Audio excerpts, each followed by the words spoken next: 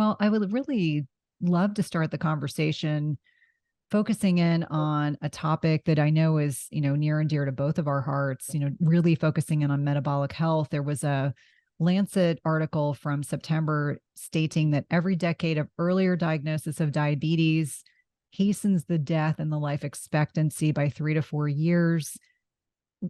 What are your thoughts here? We're almost in 2024. What is going on with metabolic health? It does not appear to be getting better. It seems to be getting worse. Well, metabolic health is actually, we're noticing drastic improvements in a certain subset of the population, but the vast majority of the general population, their metabolic health continues to deteriorate, which is very sad, but also very true. And the Lancet article is, I think, absolutely accurate. Now, there's so many presumptions that the Lancet authors made, so many foundational understandings, paradigms of theirs that go into the writing of this article. And I think it'd be very helpful for people to break those down. But yes, if you have either uncontrolled diabetes, and this goes for type 1, type 2, LADA, MODY, any form of diabetes, if you follow the standard, if you follow no advice, you're probably going to hasten your death even more than 3.5 years for each decade you have it. But if you follow the standard advice, the state-of-the-art advice, the scientific consensus advice, then yeah, you're probably going to be knocking 3.5 years off your life for every decade that you follow the American Diabetes Association recommendations. I think that's probably true, if not worse. And there are more and more people are waking up every day that are like, yeah, I don't want to, knock 10 years off my life because I had type 2 diabetes for 30 years. I'd like those 10 years of life, please. I'd like to tack those on at the end. And there is a way to do that, but it's not by following the ADA recommendations. Yeah, it's interesting to me that the more I understand about a lot of these organizations, they're not designed with metabolic health in mind. It's designed to kind of potentiate this focus on pharmaceuticals, very little on lifestyle medicine. And you and I both know that lifestyle really is that first crucial piece to lasting metabolic health. And what's interesting is the ADA had a statement published in its economic costs of diabetes care in 2022, the economic burden of diabetes. When I read this, I just about fell out of my chair. The total estimated cost is $412 billion with a B dollars, including over $300 billion in direct medical costs and over $100 billion in indirect costs attributable to diabetes. That's staggering. Yeah. And another thing that I think, and that's a very apt figure. We need to talk about that. We need to have a public discussion about the cost of diabetes in the United States, but also another cost that people forget is the environmental impact of that. A lot of my plant-based friends and vegan friends love to talk about, the carbon footprint of raising beef or raising animals, but they don't really want to talk about the carbon footprint of the healthcare industry. And when you're mismanaging millions and millions of diabetics, they're going to need lots of healthcare. They're going to need lots of pharmaceuticals that are made in factories, which have a very large carbon footprint. They're going to need lots of inpatient hospital care, which is going to have a huge carbon footprint. And so not only just the economic cost, the drain on our economic system, but the greenhouse, the gas effect, the carbon footprint effect, all the waste that's generated by this healthcare and by the pharmaceutical industry. I think that's also a conversation that needs to be had publicly. Yeah, it's interesting to me. And I was having a conversation with my husband, who's an engineer. He's not a healthcare provider. And I was giving him a medication that was being given subcutaneously, and he was watching all the Tinker Toys. You have to take off. There's a package for the needle. There's a package for the syringe. There's these alcohol wipes. And he looked at me and he said, "This is for one injection on one person." And I said, imagine the magnification of most individuals, if they're getting insulin, and there are a lot of type 1s, obviously, but also type 2s that are taking insulin, just the net impact day after day of injections, swabs, pharmaceutical agents, 1 in 4 healthcare dollars in the US is going towards diabetes care, 61% of which is directly attributable to diabetes. So it really becomes this large net impact that I think a lot of people may not even be aware of. And certainly you mentioned the environmental impact. And I think most individuals, unless they're working in healthcare, they have absolutely no idea where do all these plastics go, all these health hazard bags, these health hazard containers. I recall that I have a child with EpiPens, and he didn't need his EpiPens and they expired, and I couldn't get rid of them. I tried to take him to the pharmacy. I tried to take him to the pediatrician's office. No one wants to take him. I said, what am I supposed to do? Throw them in the garbage? They were like, yeah, just throw them in the garbage. I was like, and this is going to go in landfill and just sit there till, who knows when.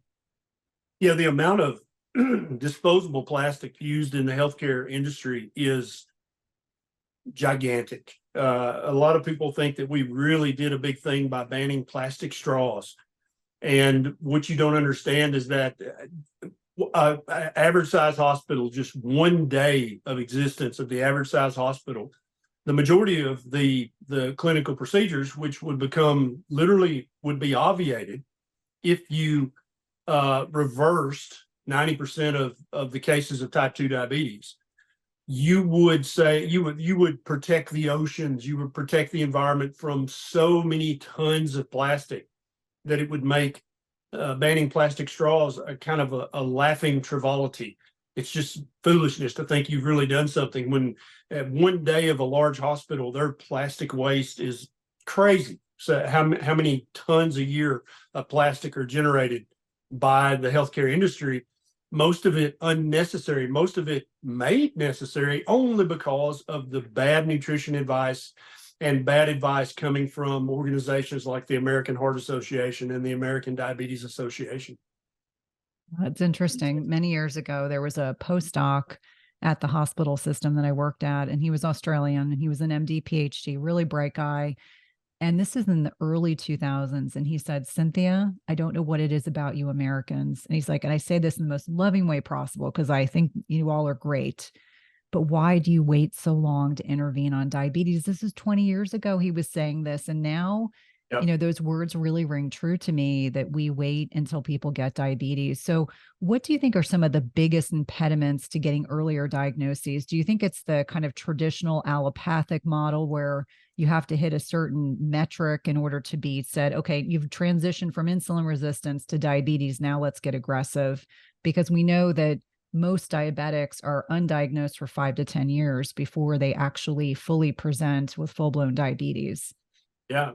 Well, I think it goes back even further than that. I think when the germ theory of disease became very popular a long time ago, we're talking many decades ago, and it kind of overwhelmed the terrain model of disease. And the terrain model of disease, as presented by its creator, was full of holes. It's full of inconsistencies and errors. And I'm not in any way advocating that we go back to the terrain model exclusively. But what we have to have is a hybrid model.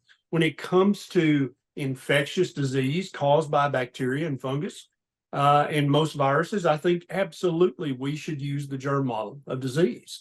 But the problem is that mainstream medicine many decades ago decided, perhaps consciously, perhaps unconsciously, to apply the germ theory model to all of medicine. And that's what we're seeing. And so if you have something like type 2 diabetes, then you need a specific drug for that, or you need a specific infusion or a specific injection or a specific medical procedure for that. You have this problem, therefore here's this product that's going to, the average person would think, oh, it's going to reverse it or cure it. No. It's just going to manage and maintain it, because the germ theory says that type 2 diabetes is a chronic progressive disease. And so it's very hard for doctors who have practiced under that paradigm their entire career. It's very hard for them to go, wait a minute, maybe type 2 diabetes is just a chronic carbohydrate toxicity. or a chronic carbohydrate overdose syndrome. Maybe if we stopped poisoning the human body with too many highly processed carbohydrates, maybe we should look at type 2 diabetes as a poisoning event. And so when you adopt that paradigm, what's the paradigm? If someone's has been poisoned, well, you want to stop the offending poison. That's the number one treatment. And then two, you want to do something if you need to acutely to cancel the ongoing poisoning happening in the body, right? And so it's so hard for mainstream doctors and dietitians to understand, look, you're following a model that never leads to remission. It never leads to reversing the type 2 diabetes. It by definition, it does not lead to that. Many of the FDA approved medications for type 2 diabetes, they got their FDA approval by being slightly better than placebo, right? So literally, if the medicine lowered someone's hemoglobin A1C by 0.2% or 0.3%, boom, there's your FDA approval. And they don't have to prove that they're better than any other drugs on the market. They just have to prove that they're just a little bit better than placebo and not acutely dangerous. That is the bar that they have to cross to get FDA approval. And so it's very hard for doctors to understand this. And when it comes to type 2 diabetes in particular, you're right. You can actually check certain labs on a patient and you can predict type 2 diabetes 10 years before they develop it. But in mainstream modern medicine, the average doctor acts like, oh, nope, you don't have type 2 diabetes, so nothing we need to do about this. Even though their A1C is now 5.8, 5.9, it's like, oh, it's pre-diabetes, cut back on the candy and soft drinks, and I will check it again in a year. And then almost no mainstream doctor checks the fasting insulin level.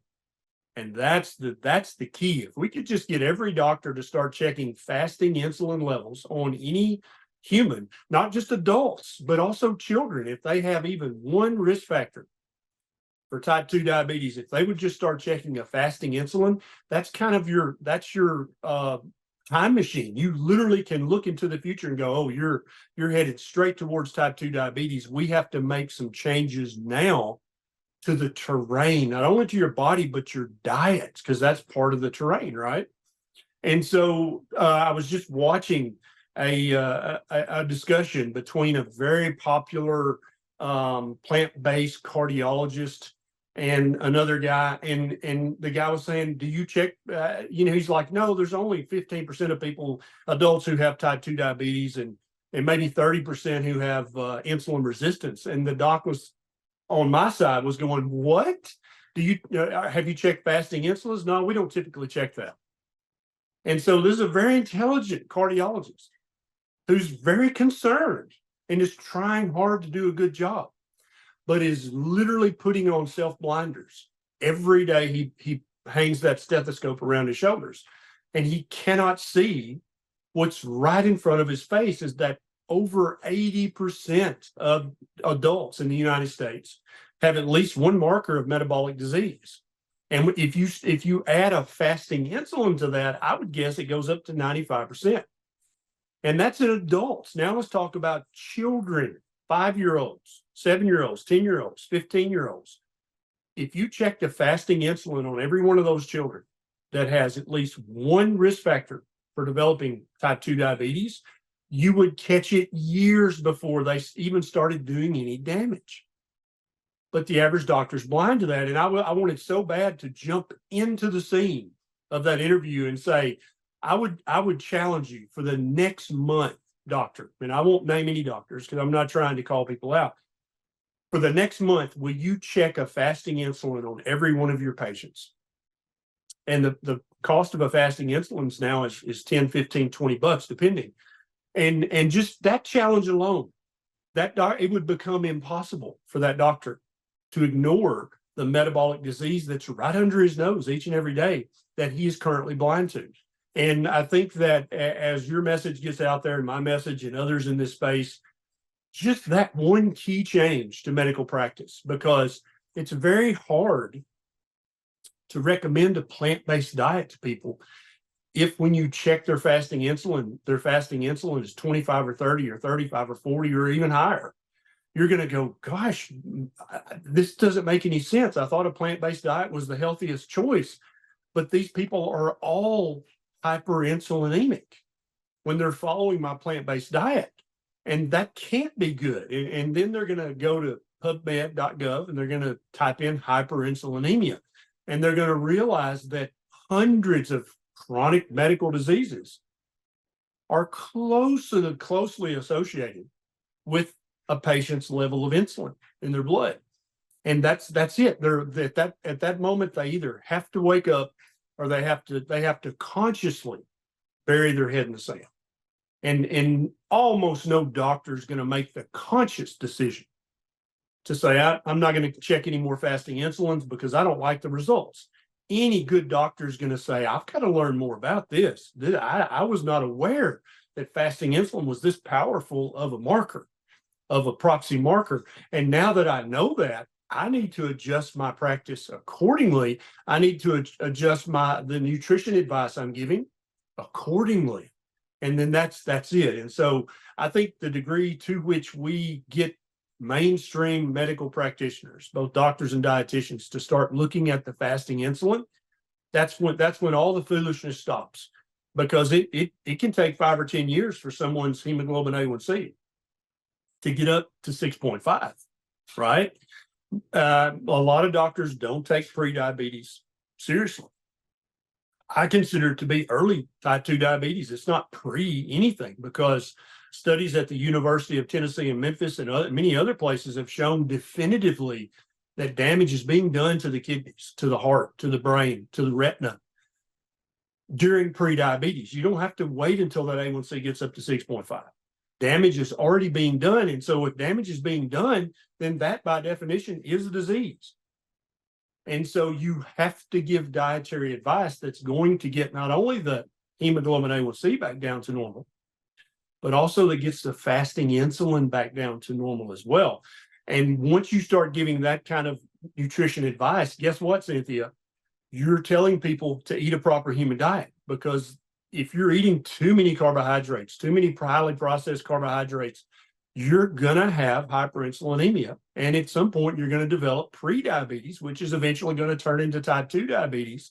And then all the disastrous complications, not only for that individual patient, but also for their family members who love them, and also for the healthcare industry who has then to treat those patients, and then for the country, the nation as a whole, who has to pay for that treatment if people can't afford their own treatment, and then has to deal with all the plastic waste, all the carbon footprint that comes out of that. All of that stuff literally could be solved overnight if we said, hey, you got to check a fasting insulin if somebody has at least one risk factor for type 2 diabetes. That would, within months, that would tear down the entire problem that you and I are right now talking about. Yeah, I think it's such a good point that a fasting insulin is very inexpensive. If your healthcare practitioner is uncomfortable ordering it, you can go to companies like Own Your Labs. I have no affiliation with this company, but they beat LabCorp and Quest costs. It's a I think ownyourlabs.com. Also, I'm not affiliated with them. I think their price now for a fasting insulin is $9 or $10. Skip your fancy coffee drink and go get your fasting insulin checked. And I think that it really begs to have the discussion about what are the labs that you feel, you've mentioned a few, you've mentioned the fasting insulin, the A1C. What other labs do you think are really indicative / helpful when you're trying to differentiate who's at greatest risk for going on to develop type 2 diabetes versus people that have a little bit of time to make some targeted changes immediately that can course correct? Yeah, so the hemoglobin A1C is the preeminent test. Now, there are multiple medical conditions, multiple medications, and also personal habits that can affect your hemoglobin A1C. I've got YouTube videos about that. I'm coming to like a glycated albumin much better, because there are multiple things that can make a red blood cell live a longer life or live a shorter life. We're seeing in the carnivore community many people's red blood cells are living longer. And so they're getting this falsely elevated hemoglobin A1C of 5.7, 5.8, even 5.9 sometimes. And they're like, wait a minute, I used to have type 2 diabetes. I don't like where this is going.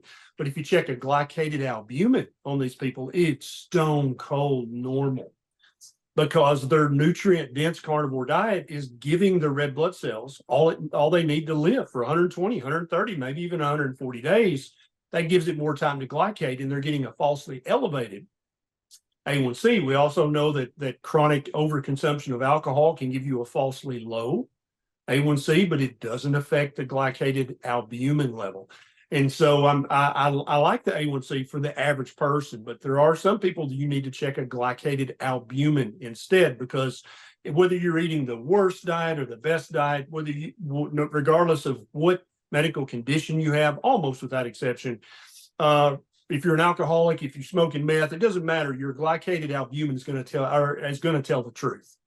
The next test, which you can tell I'm in love with, is a fasting insulin, because it removes so much bullshit. Not only does it make it immediately obvious that the American Diabetes Association's recommendations, the recipes that they recommend on their website, is complete and utter bunk. It makes that immediately apparent, right? It makes all the recipes that DaVita recommends for people with chronic kidney disease. It makes that not only look like bunk, but it almost like makes it look criminal. Like, why would you be recommending a recipe to someone with chronic kidney disease when the recipe itself is going to make their condition worse? I don't know. That that sounds unethical, if not illegal to me. It makes also so much advice that are given by influencers on the internet, on TikTok and Instagram and YouTube. It makes their advice foolish on its face. When you check a fasting insulin, you realize that fruit smoothie or that yogurt bowl or that whatever beautiful thing that they're saying you should drink or eat every day, that's gonna raise your fasting insulin. And that's very, very unhealthy. And so with that $10 test, the fasting insulin, not only do you shut up all of the mainstream health and nutrition advice, but also all of the alternate advice that many people who their eyes are open now. They're like, the American Diabetes Association's, their recommendations are foolish. They're dangerous, actually. And so then everybody starts looking for an alternative, right? That's human nature. It's like, well, that's obviously not the solution. Where's the solution? And millions upon millions of people find this pretty influencer on Instagram, and they're like, oh, okay, I'll do that. And so I'm going to buy all of their supplements, and I'm going to start drinking this fruit juice smoothie, and I'm going to start making these beautiful yogurt bowls. Well, a fasting insulin for $10, you realize that's not the answer either. And you don't need all those supplements, because none of those supplements are going to help your fasting insulin level. They might lower your blood sugar a little bit, but they're not going to affect the A1C or the glycated albumin much. And they're not going to affect the fasting insulin level at all. And so really with those two tests, you can ferret out and ignore 95% of the bullshit coming at you from all directions, both mainstream medicine and alternative medicine, naturopathic medicine, holistic medicine, all that. Those two tests just eliminate the bullshit. I'm going to start calling them bullshit eliminators. Because if you check an A1C and a fasting insulin and they're not both normal, you're doing something wrong. Whose advice are you following? And I don't care how many thousands of dollars you spend on supplements or infusions. If those two numbers are not normal, you're not metabolically healthy. Another great marker is triglycerides, right? And so if you're following a diet and it's making your triglycerides higher than 150, that's bad advice. You need to reassess that nutrition advice. Another is the HDL cholesterol level. If you're following an advice and your HDL is very low, if you're following a lifestyle that causes your HDL cholesterol to be very low, that's bad. You should stop that. And so really there's 5 tests. Of course, you want your fasting glucose, but that can be misleading in many, many, many ways, right? You want a hemoglobin A1C, which can be misleading for a few people. If you're one of those people, and most people, if they've researched their own medical conditions, and the medication they're taking, they know if they have something that affects their A1C level, then you're going to check a glycated albumin. And then people who really are invested in their health are going to check a fasting insulin. And then most doctors are going to check a lipid panel, but they're only going to focus on the total cholesterol and the LDL cholesterol, very often completely ignoring the triglycerides, which are absolutely a proven marker of metabolic health, and the HDL cholesterol, which is also very strongly associated with being metabolically healthy if it's normal. With those tests, you can bypass so much in the way of personal suffering from chronic diseases yourself. Then you can obviate all the suffering your family's going to do, that as you chronically suffer from type 2 diabetes or another metabolic condition. They're going to have to come visit you after you've had that amputation. They're going to have to take care of you when you get home with that amputation. You're blind now. They're going to have to take care of you, or they're going to have to pay somebody else to take care of you. You've had that heart attack or a stroke, have severe kidney failure, or you have the post-stroke sequela. Now you're in a nursing home or assisted living. Who's going to pay for that? It's either going to be your family or it's going to be your nation. Neither of which I think the average person would like to burden. Nobody wants to be a burden. But if you follow bad nutrition advice, then at some point you will become a burden to either your family or your nation. That is inevitable if you follow bad nutrition advice for too long. And nobody wants to be a burden. We want to be part of the solution, not part of the problem. And so I think just those few tests are going to give you more information than you would get from spending thousands of dollars, reading hundreds of books, signing up for hundreds of coaching programs and this and that and the other, or donating to the American Diabetes Association every year and having a fundraiser for them and blindly following their nutrition advice. I think this is such an invaluable conversation, because I think in many ways, when people get a metabolic health diagnosis, they're told they have diabetes, they have PCOS, they're hypertensive, they've got cardiovascular disease, et cetera. They assume that this is just a process of aging. I hear that from so many people. They think it's normal to slowly become insulin resistant. They think it's normal to have aches and pains. They think it's normal to be on 20 different medications. And in cardiology, we had patients on 30 to 40 medications because you'd put them on one and then they need 2 more to correct the side effects they got. You put them on a diuretic and then they have low potassium. So then they go on potassium, then they get gout. I mean, it's kind of like it becomes this very overwhelming system that we're working within. But everyone that's listening can do these labs, and everyone Absolutely. can have an honest conversation with themselves. So we talk about lab work. We talked about some of the statistics. What are your thoughts on glucometers and CGMs? And the reason why I'm asking is that I take heat almost every single day on social media. How dare I suggest that someone who does not have diabetes monitor their blood sugar? I mean, lately it's been a lot of physicians who've come after me, but Yep. in particular, there's a vegan cardiologist who likes to come after me specifically for this purpose. Where Yes. do you feel like CGMs and glucometers can be beneficial for our patients to better understand the net impact of nutrition and stress and lifestyle? I think they're invaluable. I think you can't even put a price on their value for somebody who does not have type 2 diabetes. And I've also gotten some kickback from, and typically plant-based or vegan friendly cardiologists. They've actually accused me of doing harm to people. Like you're going to cause eating disorders in people by recommending glucometers or continuous glucose monitors to people. And there's actually a new research study out, I'm sure you've seen it, that shows that people without any diagnosis of type 2 diabetes at all, they benefit metabolically from wearing a continuous glucose monitor for a few weeks. You immediately start to see what causes blood sugar spikes. When you eat it, it causes this. When you eat this as an alternative, it only causes this.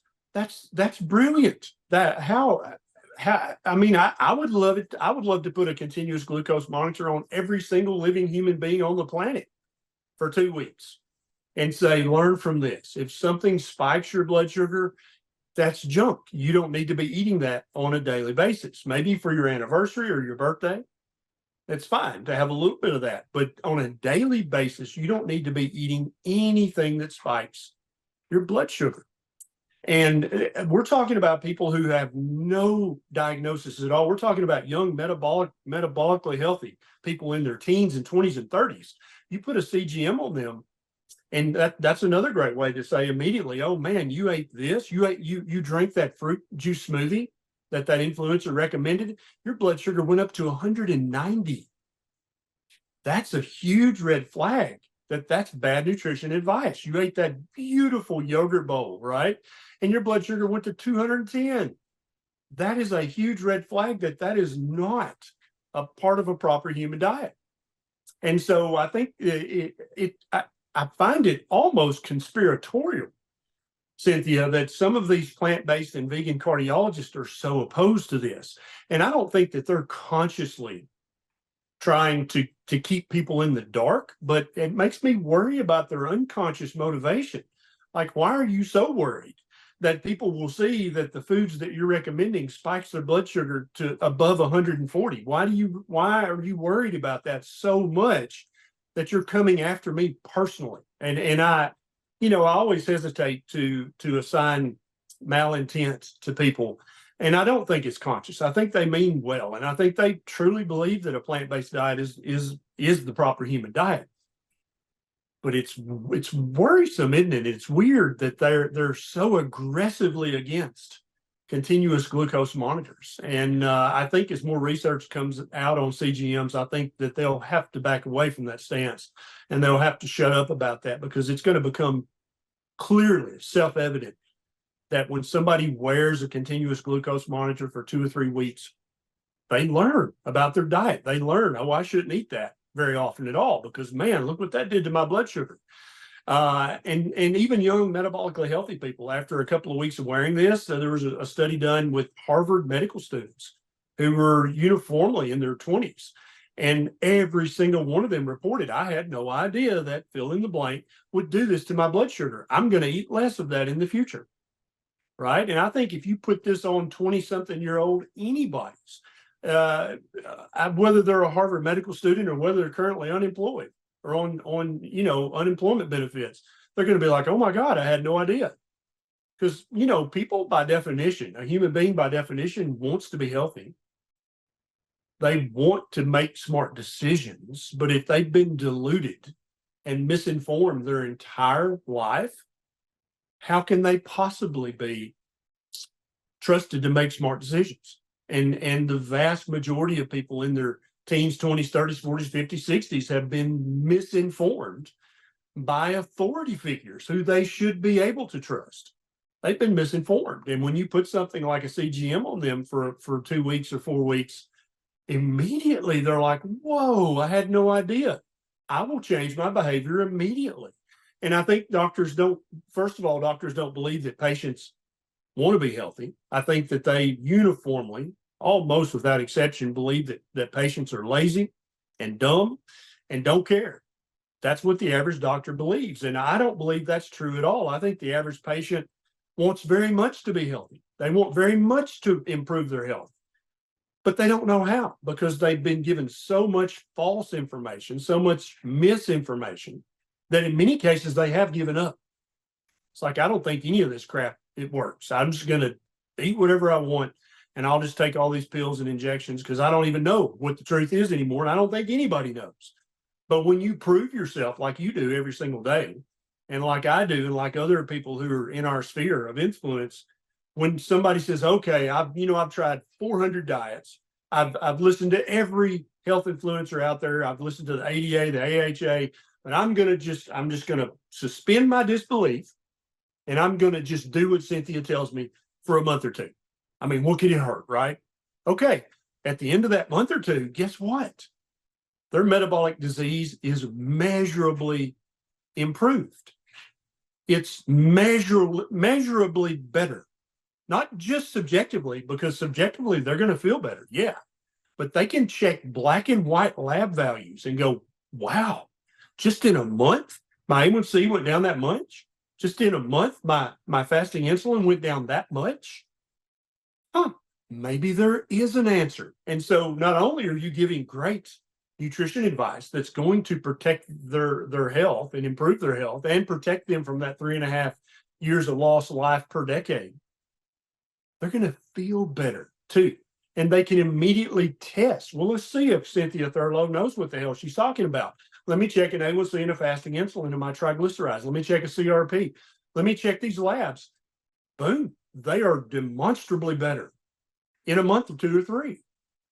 That's the verification people are looking for. And when the average patients, and I'm talking to doctors right now as well as I am patients, you think your patients are dumb and lazy and don't care, but you give them a system like the proper human diet, and in a month, they can see black and white differences in their labs. And when they look in the mirror, they can see a difference in just their appearance generally. And they know how they feel each and every day. They can notice, I feel so much better. I'm less mentally foggy. I just feel better. People are hungry for that. People are on fire for that. And once they understand the foundational principles of what Cynthia's talking about, what I'm talking about, or any other number of people, they're like, that's it. That's how I'm going to eat for the rest of my life. And they're immediately, not only are they highly motivated to learn as much as they can and to implement as much as they can into their daily lifestyle and their daily diet, now they're almost a missionary, right? They're out telling their friends and family spontaneously, sometimes annoyingly, right? Because if the people aren't ready to hear it yet, but they're not like, dude, you got to stop eating that. You got to stop drinking that. That's going to make you metabolically sick. And I've been practicing medicine for over 22 years now. And I have never had a patient who becomes a missionary for a prescription medication or for a medical procedure like they do when they understand the principles of a proper human diet. They implement it. They see not only I feel better, I feel better, I look better, my clothes fit better, but also all of my objective markers, when I have my labs checked, they're all better. My blood pressure is better. My blood sugar on this continuous glucose monitor is better. My A1C is better. Fasting insulin, fasting albumin, all that's verifiably better. I can't even argue with it. They're sold. They're like, that's it. And so I've never seen patients become missionaries for like, oh, I took, glyburide, and now I'm out on the streets telling people you need to take glyburide. Nobody's doing that, because glyburide lowers your A1C 2 or 3 tenths of a percentage point, has a whole host of side effects, and it costs money. Nobody's going to promote that, because the only people who are going to promote pharmaceuticals are the pharmaceutical companies. And let's just talk about this for a second. The FTC just sent out a letter to several influencers on social media and said, hey, you're taking money from the American beverage lobbying company, right? You're getting thousands of dollars, and you're not saying on your post, this is a sponsored post, and these influencers are saying things like, you can drink Coca-Cola in moderation, it's fine. Well, guess what? They got a check to say that. And then they didn't disclose that to the followers who love and trust them. And you can look these people up if you'd like to. And almost all of them are registered dietitians. That's why they got a letter from the FTC, is because they are in a fiduciary responsibility position. You've got initials behind your name. You can't just be taking $1,000 from Coca-Cola and then saying it's fine to drink Coca-Cola in moderation. That's the FTC will fine you for that.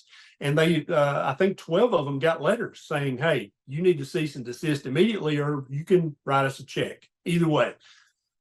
So many people don't realize that kind of stuff. And these influencers are more and more very concerning.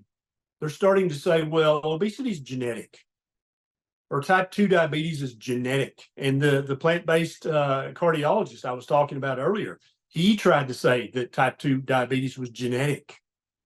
And the guy he was having a discussion with was like, what are you talking about?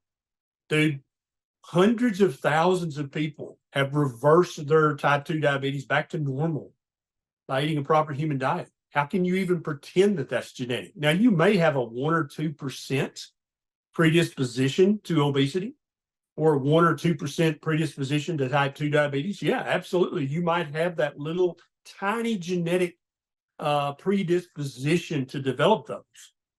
But that's never going to make you obese. It's never going to make you type 2 diabetic. Only your diet can do that. And inappropriate dietary decisions made on a daily basis for many, many years are going to give you those things. So that's what I want people to watch for is now the influencers are saying it's genetic that you're obese. It's genetic that you have severe obesity. It's not your fault, but there is a FDA approved medication that can fight against your genetics, right? It's genetic that you have type 2 diabetes, but there is this new drug that you can use. To me, that is dastardly. I mean, that they should be embarrassed that they're saying such things coming from a position of authority that their follower base gives them. It's very concerning, and I don't think it's going to end well for some of them. But people have to be on the alert for this kind of misinformation that very often is being put out there by mainstream associations and mainstream news media. Nobody cares about your health. Everybody just they want your clicks and they want your dollars. That's literally all they want from you. They want your eyeballs on their news story or their ad. They want you to click on it and they want you to send them $7 or more. Literally, that's all they care about. And all the donations they get if they're a nonprofit, like the American Diabetes Association, who gets millions of dollars each and every year from big food companies and big pharmaceutical companies. They don't give a damn what your A1C is in reality. They just want your money. And so people have to protect themselves because you only have one life. And if you waste that life listening to the wrong authorities, you and your family, that's who's going to suffer. Yeah, it's really interesting. I recall from our last conversation, you were using, and so many good points that you just made, 140 milligrams per deciliter. So when people are, whether they have a fasting glucose, they're looking at CGM data, glucometer data, 140 is about the max you ever want to see on a device. Because when you go over 140, you're damaging the intimal lining of your arteries. You are damaging the very delicate blood vessels to your eye. You're damaging arteries and capillaries and distribution beds in your kidneys. You're damaging your heart. And so I wanted to make sure that I talked about that, because more often than not, I get asked the question, what's your threshold? Like if you were to go have cake on your birthday and have nothing else in your stomach, and I always say, if my blood sugar goes above 120, that's unusual for me. And I really want to know what's driving it. So 140, I know based on our last conversation, and I 100% agree with you about our patients. They are not dumb and lazy. These are individuals who want to do better. They want to be healthy. They don't want to be on a bunch of medications. They don't want to feel poorly. They don't want to be beholden to a system that really is focused on pharmaceuticals for a lot of lifestyle issues.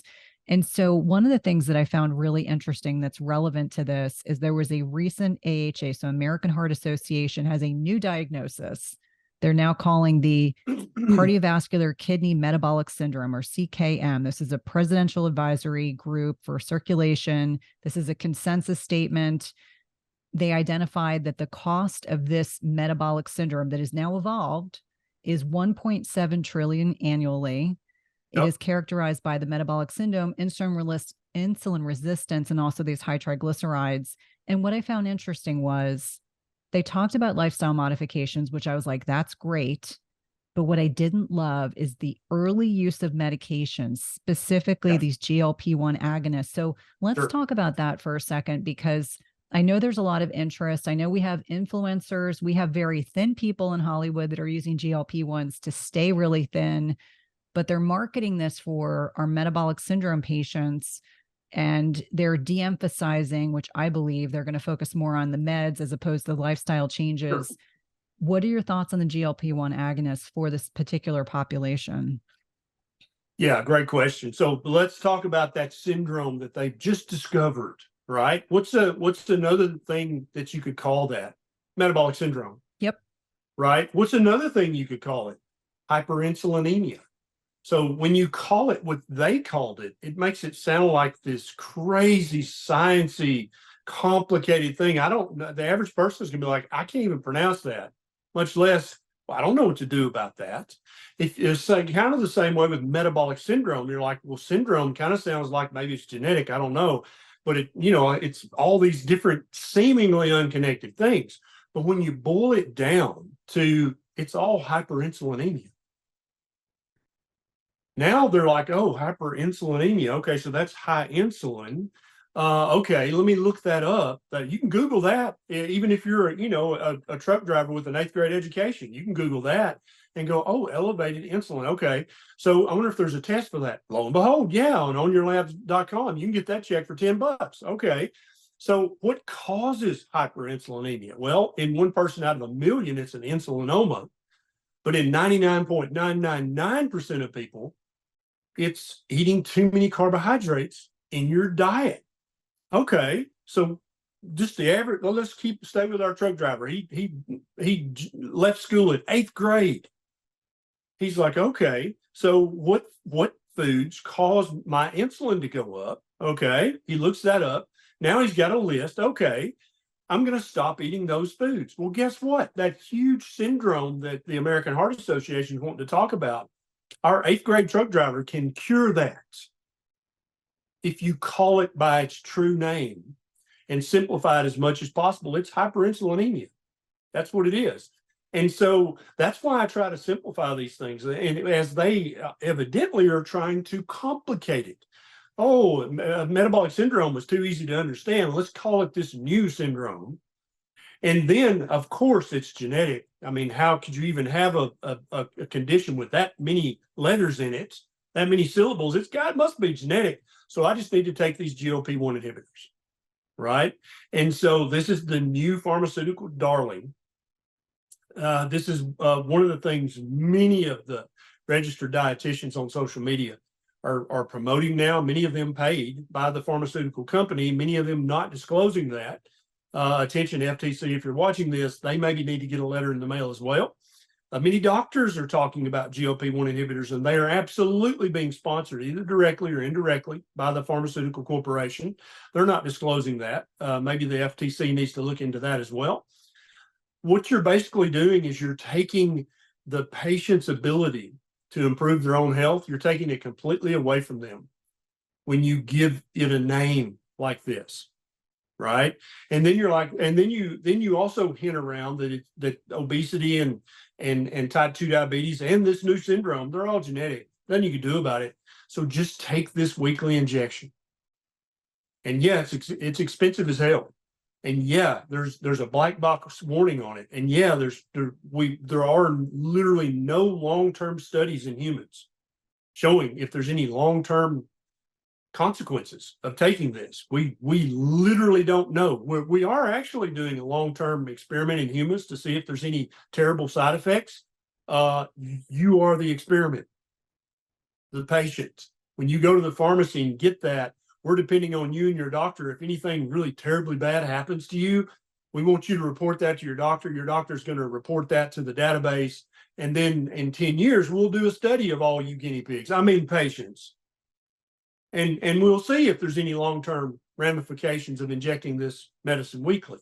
That's literally what's happening right now, Cynthia. And the average patient has no clue that they're part of the long-term study. There's never been a long-term study proving these medications to be safe for long-term use in human beings.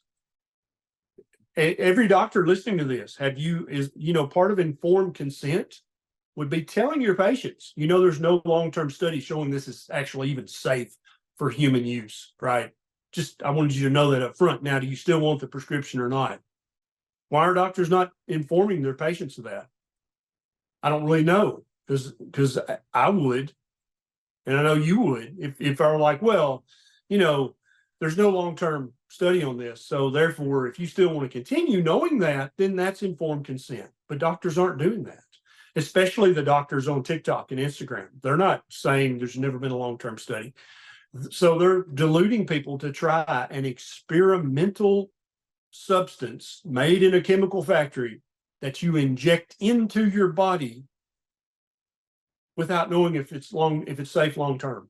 There's probably adjectives you could use And I would encourage people to choose your own adjective for that. What would you call that? Yeah, Some I people think, would call it evil. yeah. Some people would call it short-sighted. I don't know. You pick your own. It's interesting. At Thanksgiving, a family member mentioned that they bought stock in semiglutide, and they wanted to know my opinion. And I said, well, I know that I have colleagues that are using it short term with their patients and giving them a very short term use. But my greatest concern is, especially because most of my listenership are women and men north of 40. What's happening as we're getting older, we're losing muscle mass. We know based on the research that's been done, most of the weight that people are losing is related to loss of muscle mass. Yep. And if muscle is this organ of longevity, then what are we setting ourselves up for? Like maybe you've lost 20 pounds, but it's going to take you a long time to gain the muscle back that you've lost. And it's so important for insulin sensitivity. Yeah, and I think your relative, that's probably a brilliant financial investment. But I would not recommend it to a family member to actually use. I would recommend a proper human diet. But yeah, I think it's right now over the next 10 years, it's probably a brilliant investment. But that doesn't make it ethical or moral. I think back in Nazi Germany, there were some corporations that it would have been very wise to invest in back then. They were making things like explosives and poison gas. That doesn't make that investment ethical or moral, but you probably make money on it. Yeah. Yeah, it's interesting. In my prep for the podcast, I was looking to see.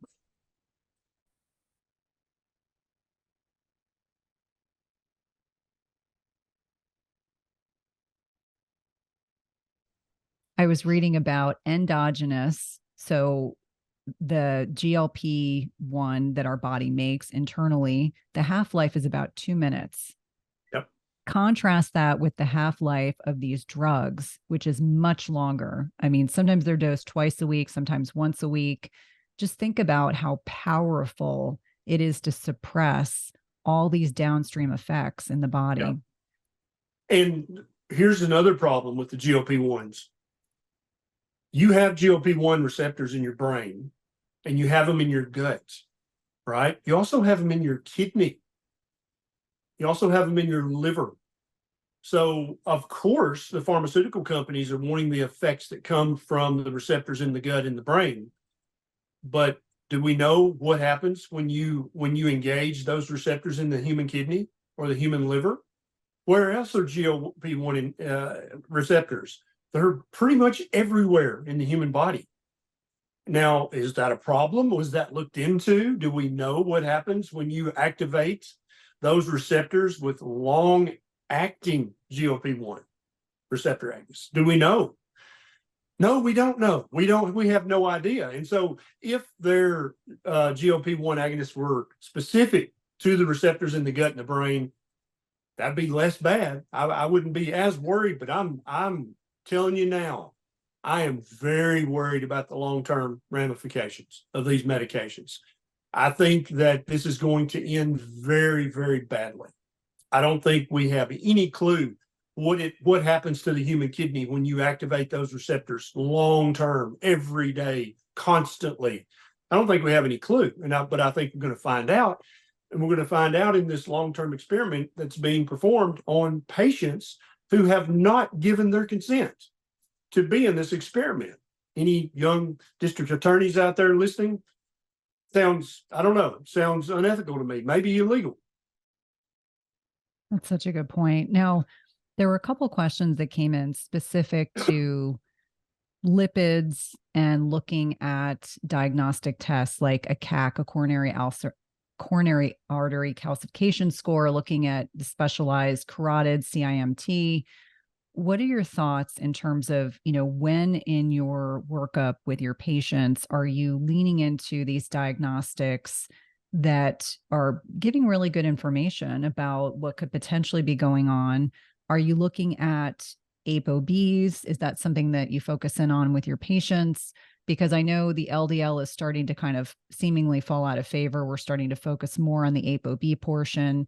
what is your kind of knee-jerk reaction when you have someone that's at higher risk, someone that's working diligently on insulin sensitivity, they may be pre-diabetic? Where are you using those diagnostic tests?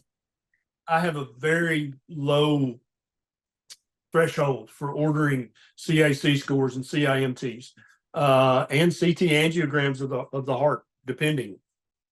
I think that effectively anybody with a single risk factor should probably have those tests performed because they're so safe, they're so non-invasive, and then the CT angiogram of the heart, you're going to use that for people who are at higher risk.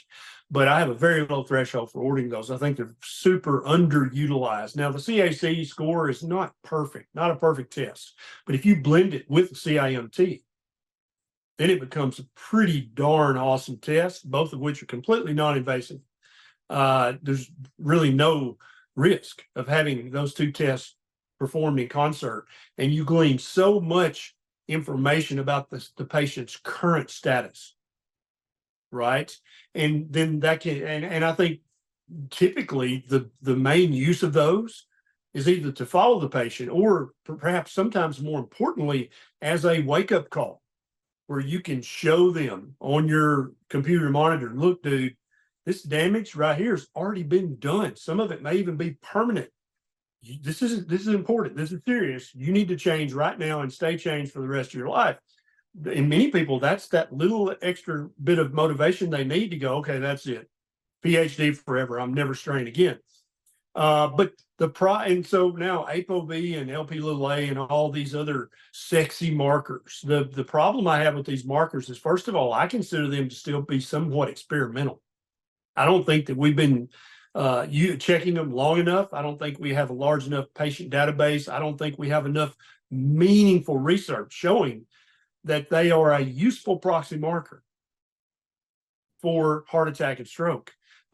That's my first problem with them. My second problem with them is the vast majority of physicians, if they check an ApoB and an LP(a), what's going to be their solution if they're abnormal?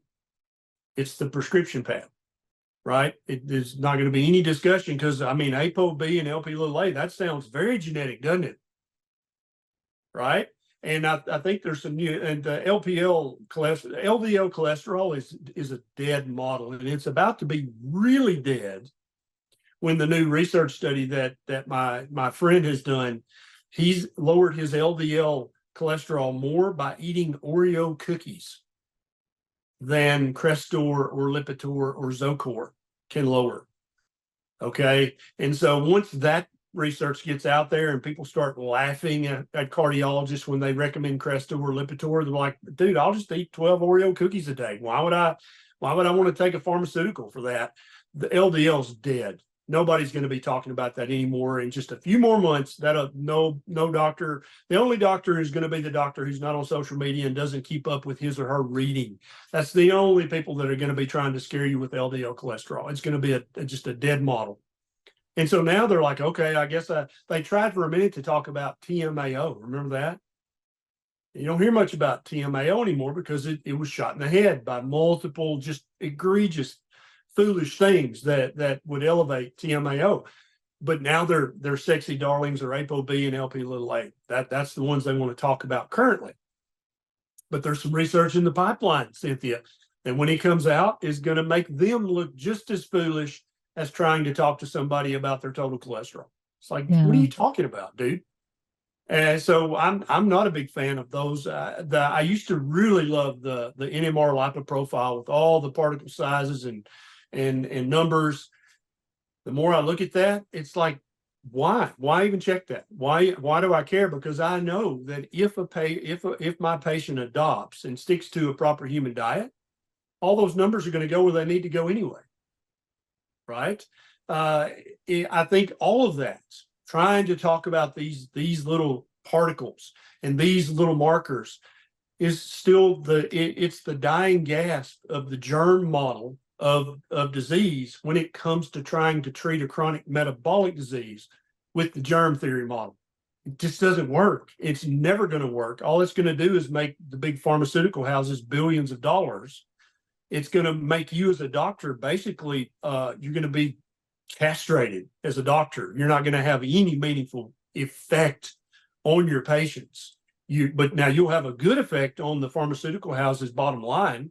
They'll probably even bring you some free lunch, maybe even take you to a steak dinner, right? But you're not going to have any meaningful benefit, any meaningful impact. You're basically impotent as a healthcare provider if you continue down this road of the germ model when it comes to chronic health. That it's a dying model. It is literally, the end is in sight, but you can't see it if you're not looking, because all you see is the advertisements on CNN or Fox News that are all big pharma ads. Or if you get on social media, you see all of these influencers who are getting checks from the Coca-Cola and Pepsi, either directly or indirectly, or getting a check from some other corporation who doesn't give a damn about your health. They just want to make money. So I think that we're very near a tipping point when it comes to chronic medical conditions and metabolic disease. I think we're very near a tipping point where the average person is going to be like, that's all a load of bunk. I'm not doing that. I'm going to focus on the food I eat and the junk I avoid. And I'm going to focus on living a proper human lifestyle.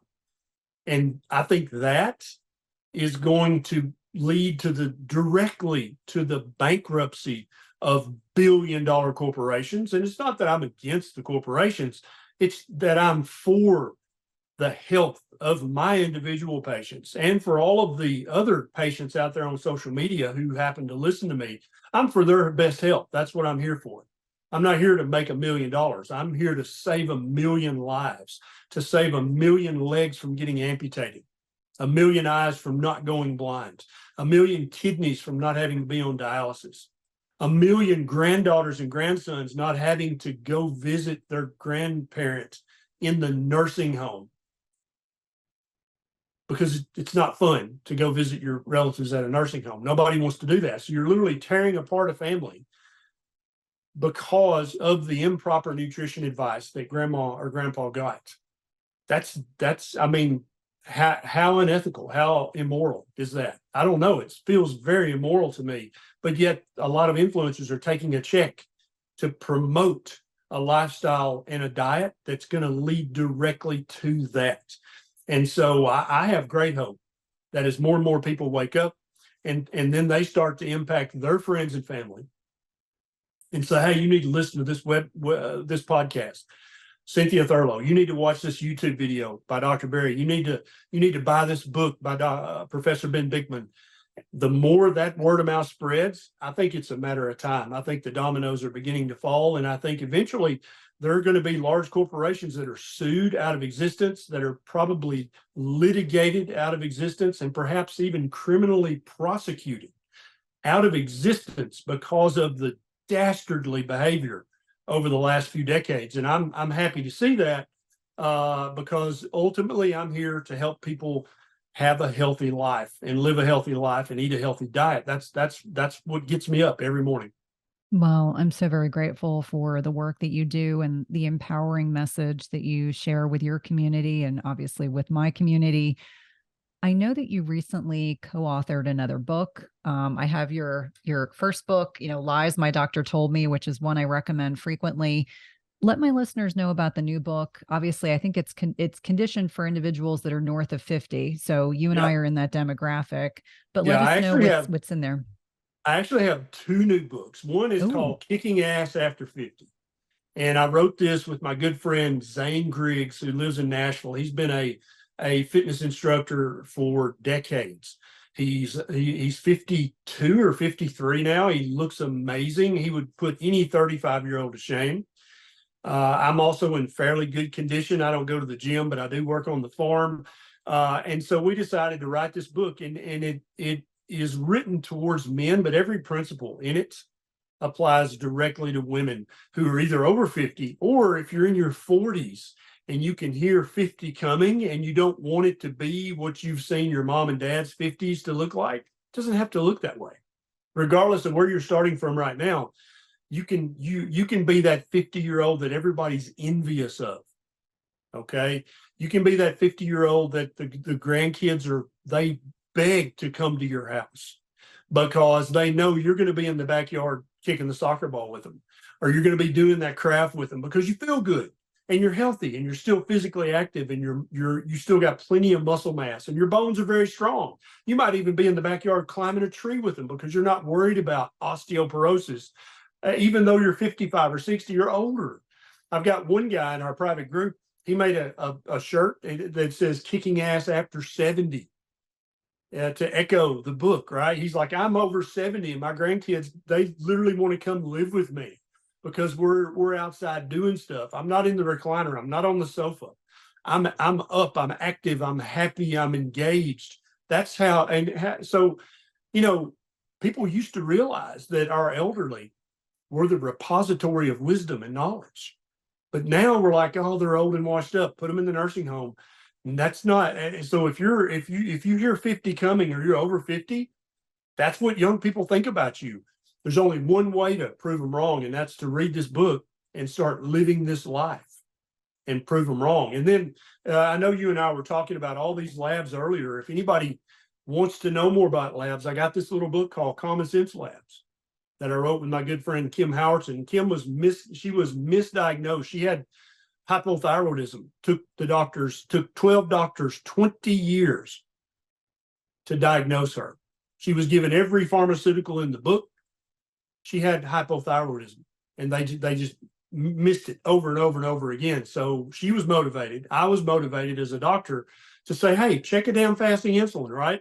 So we basically put all those labs in this book that tells you not only what labs you need, also why you need them. So when your doctor says, well, I wouldn't even know what to do with the results, there's a paragraph that literally tells your doctor, this is what you do with the results. This is why you should order that. Or if your doctor says, well, your insurance ain't going to pay for that, we got the ICD-10 codes in here that'll get it paid for if you can't afford to go to ownyourlabs.com and get them yourself. So Common Sense Labs, I'll send you a link to that. It's on Amazon. There's also an Audible version of Kicking Ass After 50 that's got a bunch of bonus content. Basically, in between the chapters, Zane and I shoot the shit talking about this particular topic or another and how people have gotten it so wrong for so long. And so there's an Audible and a paperback on Amazon of Kicking Ass After 50. There's a paperback of Common Sense Labs. I think it would be difficult to do an Audible of a lab book. So there probably is not going to be an Audible of that. Oh, I love all the contributions. And to tell you, we could have easily made this a 3-hour podcast because I had so much prep, so many questions. I'll have to have you back for a fourth time to talk. People wanted to know about women and the things the things that are happening in our bodies between perimenopause and menopause and insulin sensitivity and how things start to shift with these hormonal fluctuations. Please let my listeners know how to connect with you, how to connect to your amazing YouTube channel, which is prolific. And you have an amazing community there. Obviously, we'll put links to your books as well. So I've got this little YouTube channel. It's not little. that I try to give good nutrition and good medical advice on. If I'm feeling particularly snarky, you'll find me on Twitter. If I'm feeling loving and helpful, you'll find me on Instagram or Facebook. And then we have a private community now with thousands of people because there's a lot of stuff I can't talk about on YouTube or I'll get a strike, right? And so inside of our private community, we answer all questions. Some questions on YouTube, I'm like, we can't really talk about that here, but we can talk about that in the private group. And some people just need a tribe of people around them with a common goal. That's what our community is. And so literally it's $5 a month to get in the door. That's how much it costs, if anybody's wondering. So yeah, again, I'm not trying to make $1 million here. I'm trying to save 1 million people, but I do got to pay the bill. So $5 a month. You can, I guess, shoot me if that seems offensive, but we try to keep it as affordable as possible. And so that's what I'm doing. I'm working on about 3 other books right now that are in the works that'll be out sometime within the next 3 months to 13 years. I don't know. Blame it on my ADHD. But I'm always trying to help people improve their health. Simple steps. Eliminate this, add this. And it almost always does not include a prescription medication. And it almost always does not include an expensive supplement. You don't need any of that crap to start to improve your health today, right now. As soon as you click the end button on this interview, you can start improving your health, or you can start helping somebody you love improve their health. I love the message. Thank you again. Hey, if you like this video, you guys are going to love this video, and I'll see you there.